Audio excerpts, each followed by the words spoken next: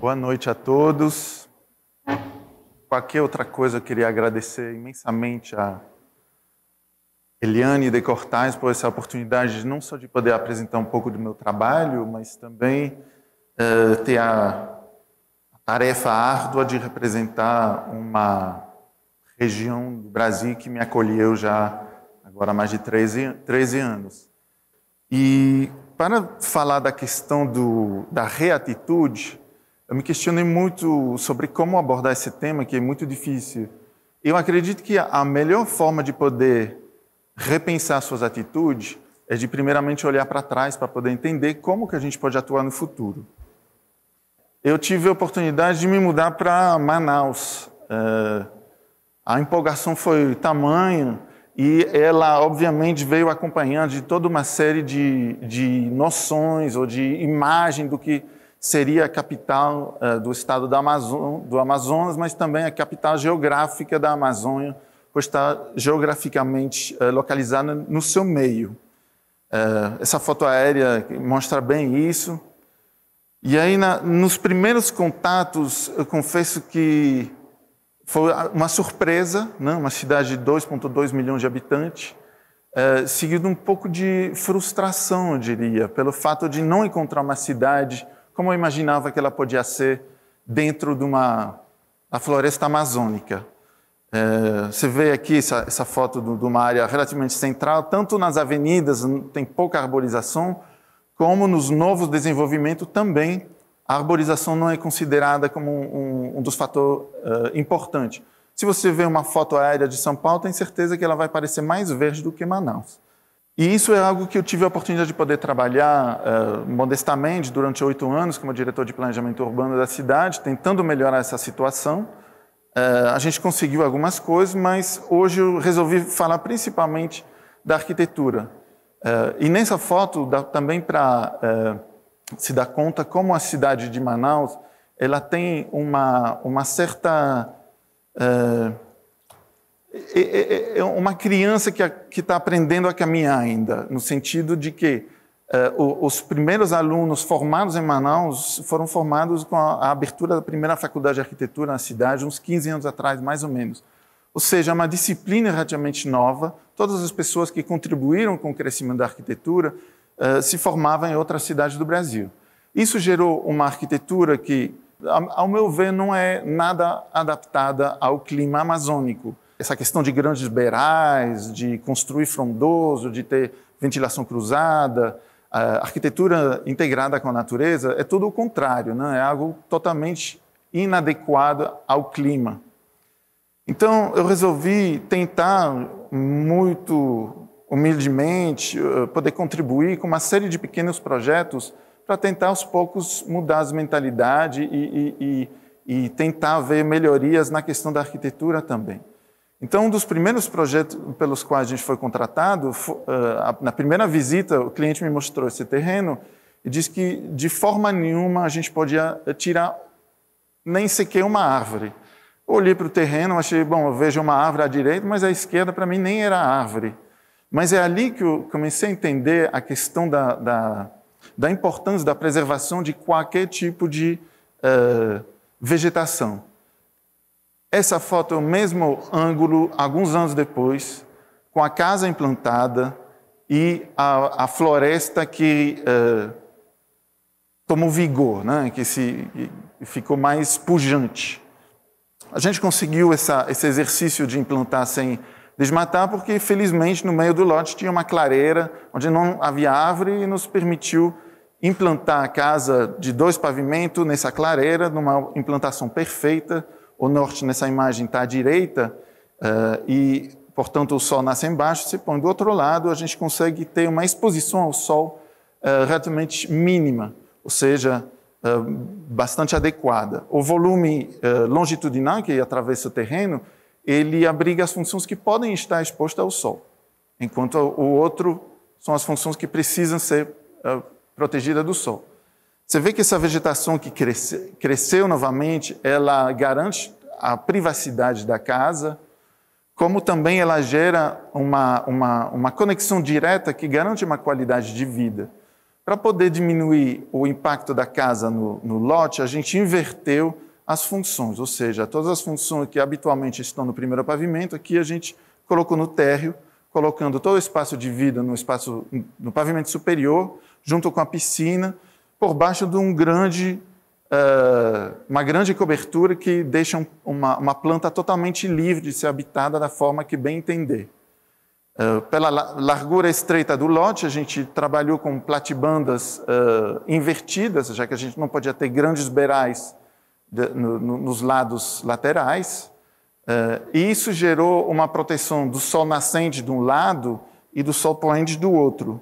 Você vê aqui nessa imagem como a questão de construir na Amazônia é muito importante poder ter uma diluição dos espaços internos e externos, coberto, descoberto. Aqui não há limite, né? Essa questão de poder viver fora, mas coberto, abrigado, protegido. Aí passando de uma escala de pequenas casas para algo que eu acho que talvez é mais interessante, começar a tentar ter mais impacto na cidade através de conjuntos maiores. Aumentando a escala, esse predinho aí, ele tem 12 unidades habitacionais. Nele a gente não conseguiu emplacar conceito de vegetação ou de biofilia do jeito que a gente queria, mas a gente conseguiu emplacar todos os conceitos de sustentabilidade passiva, que fez com que a conta de luz das unidades é muito baixa e todos os apartamentos foram alugados assim, uma semana. E aí, o penúltimo projeto que eu vou mostrar aqui, ele se trata de uma ruína que é localizada também no centro da cidade de Manaus. É uma ruína que, na verdade, era um hotel durante 30 anos, mais ou menos, na época da borracha, ou seja, início do século passado. Depois funcionou aproximadamente 30 anos como um bar que evoluiu para um puteiro. Ou seja, durante 60 anos teve uso e, desde então, foram 60 anos de desuso. E quando a gente adentrou, a gente se deparou com uma coisa ainda mais impressionante, que era um volume quase com um cubo vazio, né, 20 por 20 por 20, totalmente tomado pela vegetação luxuriante. E nos parecia esses dois elementos, né, a vegetação luxuriante e a questão da ruína, algo que a gente tinha que preservar. Então a gente parou no tempo a degradação e a gente deixou as marcas do tempo à mostra. A gente limpou, claro, um mínimo, mas a gente não quis fazer uma técnica mais agressiva em relação à ruína para poder ela mesma contar a história, né? Como que a gente fez isso? A gente partiu desse envelope vazio, cheio de vegetação, evoluímos para uma planta onde a gente declaradamente decidiu por deixar 25% da planta inocupada por programa e sim por jardim.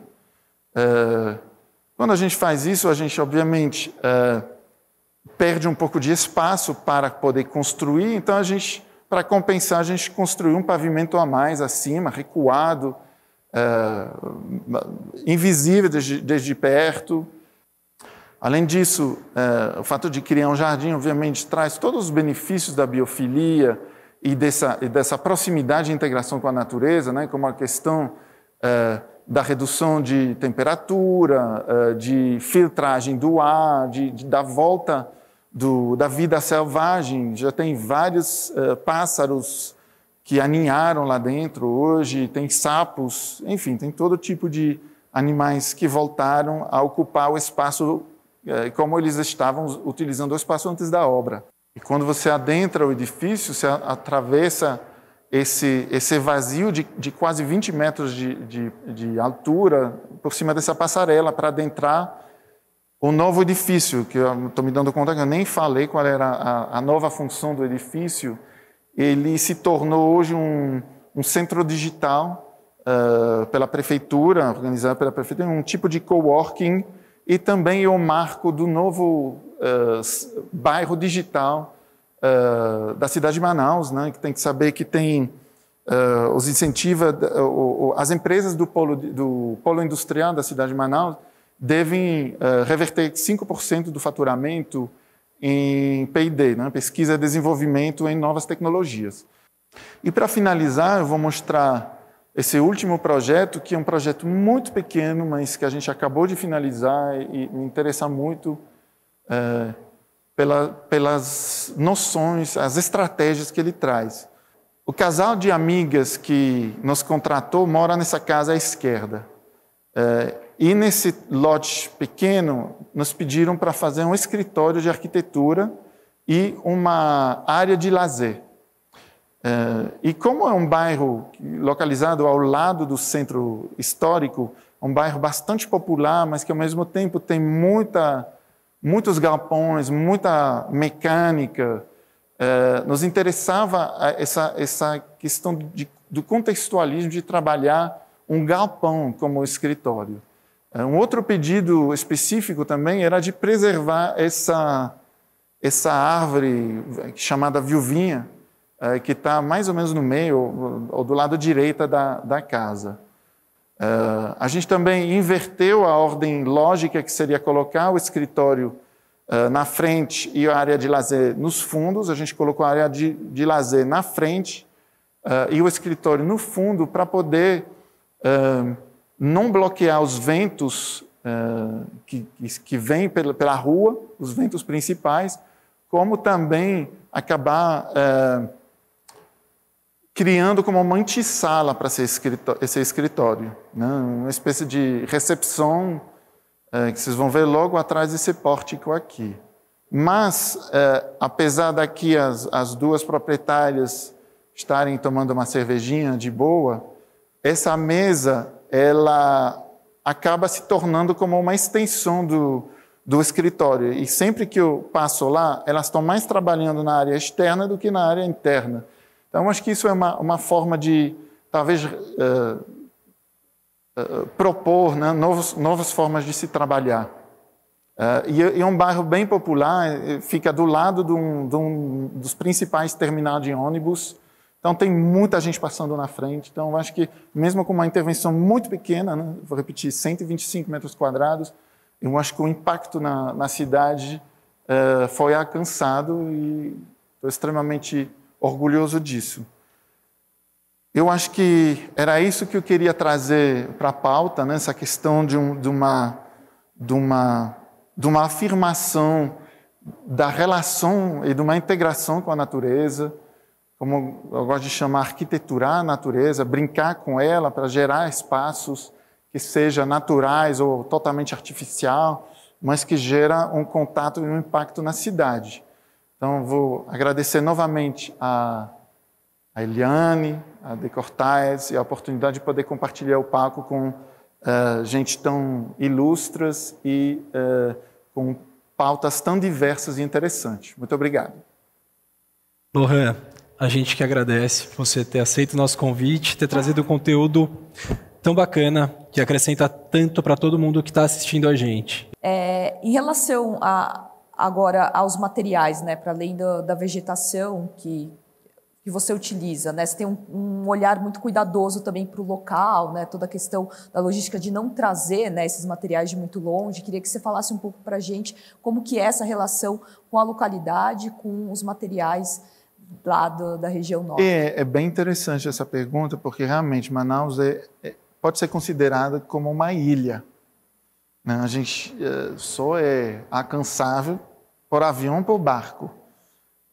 A estrada não chega, então isso modifica todo o ciclo de produção, de serviço, de tudo, na verdade, né? Então, quando você trabalha na minha profissão como arquiteto, na nossa profissão, né, como arquiteto, você vê nas revistas o que está sendo produzido no resto do Brasil, mas você não pode, às vezes, ter o último produto do fabricante tal, porque não chega em Manaus, não chegou e nunca vai chegar. Então, você tem muito que trabalhar com o local, muito mais do que em outros lugares. Não, com certeza. Outra coisa que acho que chama bastante atenção também na sua arquitetura é a questão do conforto ambiental, né? Desde Como você disse, Manaus ele tem uma posição muito interessante, né? De ter esse lance dos 6 meses de sol ao norte, 6 meses de sol ao sul. Como que você entende essa questão da criação desses microclimas, do conforto ambiental? Né? Isso é muito importante, acho que numa cidade como Manaus, mas como que isso também poderia estar sendo incorporado em outras, né, cidades aí do Brasil que já não olham com tanta preocupação para isso? Então, eu acho que eu não inventei nada, né? Essa questão dos microclimas, da ventilação cruzada, já era explorado pelo Severiano Mário Porto na cidade de Manaus, mas eu acho que é Armando de Holanda, que fez o roteiro para se construir no Nordeste. Legal. Porque isso é uma série de, eu acho que são 9 ou 10 regras muito simples, mas que resume a arquitetura do Natal a coisas tão simples e essencial. E também uma coisa que às vezes eu conto, os primeiros convites para palestra que eu recebi foram fora do Brasil, foi na Costa Rica, que eu desconhecia. Eu fui lá, eu me deparei com uma arquitetura que poderia ser amazonense, quase. Bom, Lohan, muito obrigado por enquanto. Foi uma delícia ter esse papo aqui com você. Acredito que todos tenham aprendido muito. Muito obrigada. Muito obrigado a vocês. Muito obrigado.